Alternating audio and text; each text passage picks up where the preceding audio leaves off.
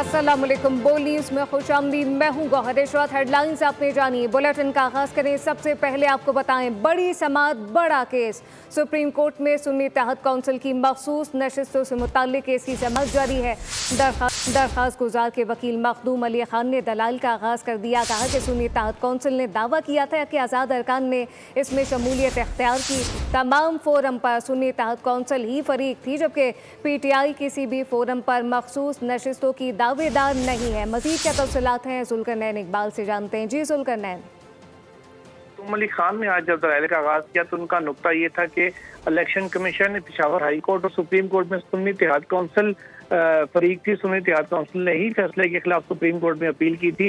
पाकिस्तान तहरीक इंसाफ किसी भी मरहले पर इस केस में फरीक नहीं थी और जब केस का फैसला आया उसमें तमाम जजेस ने यह कहा कि सुन्नी इत्तेहाद काउंसिल नशिस्तों की हकदार नहीं थी और PTI को जब नशिस्तें दी गई वो फरीक भी नहीं थी। साथ ही साथ उन्होंने ये कहा कि सुन्नी इत्तेहाद काउंसिल आज भी इस केस में फरीक है और उनके जानिब से वकील ने दलाइल भी पहले इतराज़ात के ऊपर दिए थे, लेकिन सुन्नी इत्तेहाद काउंसिल ने फैसले के खिलाफ कोई नजरसानी दरखास्त दायर नहीं की।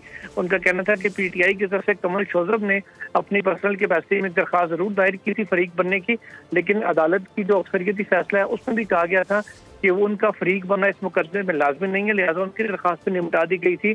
तो पाकिस्तान तहरीक इंसाफ जो पूरे इस मुकदमे में फरीक नहीं थी उनको नशिस्तें दे दी गई, जबकि सुन्नी इत्तेहाद काउंसिल का ये दावा था कि तमाम आज़ाद अरकान जिनका ताल्लुक बाद में PTI से जोड़ा गया कि वो उसके अंदर शामिल हुए नशिस्तें उनको दी जाएं। जस्टिस मुसर्रत हिलाली ने कहा कि क्या सुन्नी इत्तेहाद काउंसिल ने अपने टिकट के ऊपर अपने इंतखाबी निशान के ऊपर इलेक्शन लड़ा था। इस पर अदालत को बताया गया कि सुन्नी इत्तेहाद काउंसिल ने इंतखाबात में हिस्सा नहीं लिया था, बल्कि उनके जो चेयरमैन हामिद रजा उन्होंने भी आज़ाद के कैपेसिटी में इलेक्शन लड़ा था। इस पर जस्टिस मुसर्रत हिलाली ने कहा कि जिस सियासी जमात ने इलेक्शन लड़ा और उसकी कोई एक भी नशिस्त हो वो असम्बली में मौजूद हो उसमें तो आज़ाद अरकान शमूलियत इख्तियार कर सकते हैं, लेकिन ऐसी सियासी जमात जो पार्लियामान से बाहर है उसके अंदर शमूलियत इख्तियार नहीं की जा सकती। जस्टिस जमाल बंदोखेल की जानिब से ये मौक़िफ़ अपनाया गया कि बाकी सियासी जमातों में शमूलियत तो हो सकती है, लेकिन मखसूस नशिस्तें सिर्फ उसी सियासी जमात को मिल सकती हैं जो पार्लियामान के अंदर पहले से मौजूद हो। केस की समाअत अभी जारी है। मखदूम अली खान अपने दलाइल जारी रखे हुए हैं। जी, केस की समाअत अभी जारी है। जुल्करनैन इकबाल अपडेट कर रहे थे, आपका शुक्रिया। खेल के मैदान से खबर शामिल करें। बड़ी कामयाबी, लाहौर कलंदर ने तीसरी बार पाकिस्तान सुपर लीग का ताज अपने सर सजा लिया। फाइनल में कोयटा ग्लैडिएटर को सनसनीखेज मुकाबले में 6 विकेटों से शिकस्त दे दी। शाहीन आफरीदी 11 ने 202 रन का हदफ एक गेंद कबल ही 4 विकेटों पर हासिल कर लिया, जबकि कौशल परेरा और सिकंदर रजा ने मैच विनिंग इनिंग्स खेली। कलंदर्स को ट्रॉफी के साथ $5 लाख की इनामी रकम मिलेगी। 10 घंटे की तवील फ्लाइट 10 मिनट पहले लाहौर कलंदर को ज्वाइन किया और फाइनल में कमाल कर दिखाया। जिम्बाब्वियन ऑलराउंडर सिकंदर रजा ने नॉटिंघम में हफ्ते के रोज इंग्लैंड के खिलाफ टेस्ट खेला। PSL 10 के फाइनल में कलंदर को फतह से हमकिनार करा दिया। 7 गेंदों पर 22 रन बनाए, विनिंग शॉट भी लगाया। साथ ही खिलाड़ियों ने कंधे में उठा लिया। कहा कि बर्मिंघम में डिनर, दुबई में नाश्ता किया, अबू धाबी से फ्लाइट पकड़ी और लाहौर पहुंचा। पाकिस्तान सुपर लीग 10 के फाइनल में पाक बहरिया के बहादुर सपूतों को ज़बरदस्त खिराज तहसीन पेश किया गया। पाक बहरिया की पेशेवराना सलाहियतों और तैयारियों को सराहा। पाक बहरिया के सरबराह एडमिरल नवीद अशरफ ने तकरीब में खुसूसी शिरकत की। ऑपरेशन बुनियान मरसूज में पाक बहरिया का नाकाबिले फरामोश किरदार भारतीय जारियत के सामने पाक नेवी सीसा पिलाई दीवार साबित हुई। पाक बहरिया की फौलादी दीवार ने दुश्मन पर ऐसी हैबत तारी रखी कि भारत के जहाज पेशकदमी की हिम्मत ना कर सके। पाक बहरिया को खराज तहसीन पेश करने के लिए PSL फाइनल के दौरान तकरीब मुनक्किद की गई। पाक बहरिया के सरबराह एडमिरल नवीद अशरफ ने खुसूसी शिरकत की।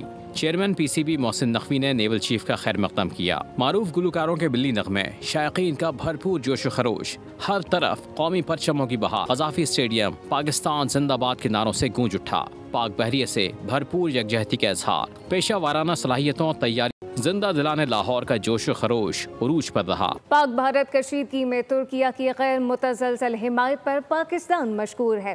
तुर्क हुकूमत और अवाम का शुक्रिया अदा करने पर वज़ीर आज़म इस्तांबुल पहुँच गए हैं। सदारती महल सदर रजब तैयब उर्दुबान से मुलाकात करेंगे। मज़ीद क्या तफसीलात हैं सग़ीर रामे से जानते हैं। पाक तुर्क ताल्लुकात नई बुलंदियों पर। वज़ीर आज़म शहबाज शरीफ तुर्किया के 2 रोज़ा दौरे पर इस्तांबुल पहुँचे। तुर्क वज़ीर दिफा यशार गुलर, governor Istanbul, Pakistan Türkiye cultural association के सदर और दीगर ने वज़ीर आज़म का इस्तकबाल किया। वज़ीर आज़म शहबाज शरीफ ने सदर रजब तैयब एर्दोआन से मुलाकात की। इस मुलाकात में नायब वज़ीर आज़म इसहाक डार, फील्ड मार्शल सैयद आसिम मुनीर भी शरीक थे। पाकिस्तानी वफ़द ने तुर्क अवाम और बिलखुसूस सदर एर्दोआन का शुक्रिया अदा किया, जिन्होंने पाक भारत जंग के दौरान पाकिस्तान के उसूली मौक़िफ़ की भरपूर हिमायत की। मुलाकात में तुर्किया और पाकिस्तान के दरमियान दो तरफ़ा ताल्लुक़ात के मुख्तलिफ पहलुओं का जायज़ा लिया गया। दोनों ममालिक के दरमियान कायम आला सतह के स्ट्रेटेजिक कोऑपरेशन काउंसिल के दायरे कार में ताउन के हवाले से भी गुफ्तगू की गई। मुलाकात में दिफा, मईशत, सयाहत, सकाफत समेत मुख्तलिफ शोबों में दो तरफ़ा ताउन को मज़ीद मजबूत करने पर तबादला ख्याल किया गया। ये दौरा पाक तुर्किया ताल्लुकात को नई बुलंदियों तक ले जाने और बाहमी ताउन को फ़रोग़ देने के लिए अहम साबित होगा। कराची के गुंजान आबाद इलाके अख्तर कॉलोनी में दिन दहाड़े डकैती की वारदात। मुलज़िमान ने बच्चे के सामने बाप को लूट लिया। CCTV फुटेज सामने आ गई। शहरी नाश्ता लेकर जा रहा था, मुलज़िमान ने रोककर डकैती की। मुसल्ला डाकू 20 सेकंड में डकैती करके बासानी फरार हो गए। खौफजदा बच्चा वारदात देखकर घर में जा घुसा। मौसम की सूरत हाल का जिक्र करें। कराची में आज भी शदीद गर्मी है। शहर का दर्जा हरारत 35 डिग्री रिकॉर्ड किया गया, लेकिन महसूस 42 डिग्री किया जा रहा है। मजीद क्या तफसीलात हैं, मौसम के क्या तेवर रहेंगे, मरियम हसन से जानते हैं। जी मरियम। देखिए, बिल्कुल शहर कायद इस वक्त शदीद गर्मी की लपेट में है। गुज़िश्ता रोज़ से ही का दर्जा हरारत जो है वो बहुत ज़्यादा रिकॉर्ड किया जा रहा है। आज भी दर्जा हरारत जो है वो 40 डिग्री सेंटीग्रेड तक जाने का इम्कान है, जबकि हवा में नमी का तनासुब भी ज़्यादा है। 60% इस वक्त जो है हवा में नमी का तनासुब रिकॉर्ड किया गया है। मुखालिफ सिम से, मगरबी सिम से तकरीबन 15 किलोमीटर फ़ी घंटा की रफ्तार से गर्म हवा भी चल रही है, जिसकी वजह से गर्मी की शिद्दत करंट टेम्परेचर से चंद डिग्री ज़ायद महसूस की जा रही है। इस वक्त शहर का मौजूदा दर्जा हरारत 35 डिग्री सेंटीग्रेड है। हवा में नमी का तनासुब तकरीबन 60% रिकॉर्ड किया गया है, लेकिन गर्मी की शिद्दत डिस्ट्रिक्ट सेंट्रल में 42 से 43 डिग्री सेंटीग्रेड तक महसूस की जा रही है। यही वजह है कि माहिर सेहत ने शहरियों को, खुसूसन बुजुर्ग और बच्चों को दोपहर के औकात में धूप में ना निकलने की हिदायत जारी की है। उसके साथ साथ ये भी कहा गया है कि ठंडे मशरूबात समेत पानी का ज़्यादा से ज़्यादा इस्तेमाल करें, सादा से सादा ग़िज़ाओं का इस्तेमाल करें, मुरग़्ग़न ग़िज़ाओं समेत घर से बाहर के पके हुए खानों से मुकम्मल तौर पर इज्तनाब बरतें। मरियम हसन, बहुत शुक्रिया। कराची वालों, रमा हफ्ते गर्मी में नरमी नहीं आने वाली। महकमा मौसमियात ने पेशगोई कर दी है। तर्जुमान अंजुम नज़ीर का कहना है कि जुमेरात और जुमे को पारा 40 डिग्री से ऊपर जा सकता है। जुमे के रोज़ समुद्री हवाएं, जुमे के रोज़ कराची का दर्जा हरारत 40 को क्रॉस कर सकता है। और यहाँ ये भी बताता चलूँ कि जुमे वाले दिन जो है वो समुद्री हवाएं तो बहाल रहेंगी, लेकिन उनकी शिद्दत जो है वो मामूल से ज़्यादा रहेगी। और अभी जानिए, माल्टा की वज़ीर आज़म ने फ़लस्तीनी रियासत को तस्लीम करने का ऐलान कर दिया है। इसराइली फ़ौज ने ग़ज़ा के 77% हिस्से पर कब्ज़ा कर लिया। इसराइली आर्मी चीफ ने कहा कि हमास के ख़िलाफ़ जंग ख़त्म होने वाली जंग नहीं। ग़ज़ा के स्कूलों पर इसराइल ने रात गए फ़िज़ाई हमला किया, जिसके नतीजे में 57 फ़लस्तीनी शहीद और दर्जनों ज़ख्मी हो गए। वर्ल्ड फूड प्रोग्राम ने ग़ज़ा पहुँचने वाली इमदाद हमास की जानिब से लूट मार के इसराइली इल्ज़ामात की तरदीद कर दी है। ग़ज़ा पर इसराइली वहशियाना बमबारी का सिलसिला जारी। फ़ज़ाई हमले में कई अफराद निशाना बन गए। ग़ज़ा के फ़ाहमी अल-जरजावी स्कूल में बेघर अफराद ने पनाह ले रखी थी, जिस पर बमबारी के नतीजे में शदीद आग भड़क उठी और कई लोग शहीद हो गए। दुनिया के मुतादिद ममालिक की तरह माल्टा ने भी फ़लस्तीनी रियासत को तस्लीम करने का ऐलान कर दिया। वज़ीर आज़म रॉबर्ट अबेला ने ऐलान किया कि उनका मुल्क आइंदा माह फ़लस्तीनी रियासत को तस्लीम कर लेगा। वज़ीर आज़म ने कहा कि माल्टा ग़ज़ा में रूनमा इंसानी अलमियों से आंखें बंद नहीं कर सकता। इसराइल ने ज़मीनी कार्रवाई में ग़ज़ा के 77% हिस्से पर कब्ज़ा कर लिया है। ये कब्ज़ा बराह रास्त ज़मीनी दरअंदाजी और रिहायशी और शहरी इलाकों में काबिज़ अफवाज की तैनाती और भारी गोलाबारी के ज़रिए किया गया, जो फ़लस्तीनी शहरियों को उनके घरों, इलाकों, ज़मीनों और इमलाक तक रसाई से रोकता है। पाकिस्तान से खौफजदा और इस्लामी तशख़्ख़ुस से नफरत। भारत में मिठाइयों के नाम भी तब्दील करना शुरू कर दिए गए हैं। मशहूर तारीख़ी मिठाई मैसूर पाक का नाम तब्दील करके मैसूर शीरी रखने पर मिठाई के मौजिद परपोटे मैदान में आ गए। अपनी हुकूमत को सख्त तनकीद का निशाना बना दिया। मैसूर मिठाई के मारूफ शेफ एस नटराज ने मीडिया को बताया कि इसे मैसूर पाक ही कहा जाए। हमारे आबा व अजदाद की इस ईजाद का कोई और नाम नहीं हो सकता। जैसे हर तारीख़ी मकाम या रिवायत का अपना दुरुस्त एक नाम होता है, इसी तरह मैसूर पाक का भी एक नाम है। पाकिस्तान का एक और बड़ा कारनामा, नौजवान जोजिस्तो प्लेयर बानो भट्ट ने भारतीय हरीफ को धूल चटा दी। बानो भट्ट ने उर्दन में एशियन जोजिस्तो चैंपियनशिप में भारतीय हरीफ ऋचा शर्मा को शिकस्त देकर तलाई तमगा अपने नाम कर लिया। एशियन जोजिस्तो चैंपियनशिप 23 से 25 मई तक उर्दन के दारुल हुकूमत ओमान में मुनक्किद हुई। बानो भट्ट की कामयाबी न सिर्फ खेल में बल्कि खित्ते में पाकिस्तान की बड़ी बरतरी का मुंह बोलता सबूत है। पाकिस्तान ने टीम इवेंट में एक तलाई और मुतादिद कांसी के तमगे अपने नाम कर लिए।